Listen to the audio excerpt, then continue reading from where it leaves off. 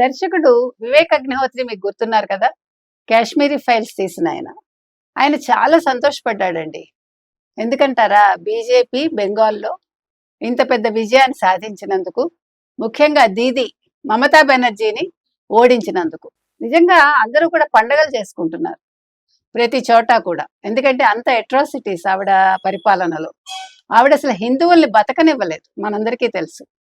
అటువంటి మమత ఓడిపోవడం, ముఖ్యంగా ఆవిడ ఎమ్మెల్యేగా ఓడిపోవడం, ఇది అందరినీ కూడా చాలా ఆనందానికి గురి చేసింది. సో వివేక్ అగ్నిహోత్రి ఏమన్నారంటే, బెంగాల్ ఫైల్స్ తీశానండి నేను ఒక సినిమా, ఆ సినిమా రిలీజ్ కాకుండా అడ్డుకున్నారు, నేను దొంగతనంగా అక్కడ దాన్ని ప్రసారం చేసుకోవాల్సి వచ్చింది. ఇవాళ భయం లేని ఒక బెంగాల్ మనం చూస్తున్నాము.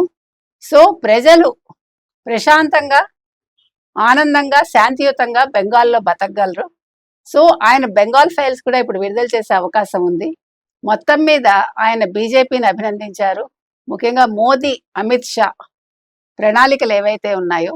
తర్వాత సువేందు అధికారి, ఆయన మెయిన్ హీరో అక్కడ. ఆయన 2 చోట్ల గెలిచారు, ఆయన మమతను ఓడగొట్టారు.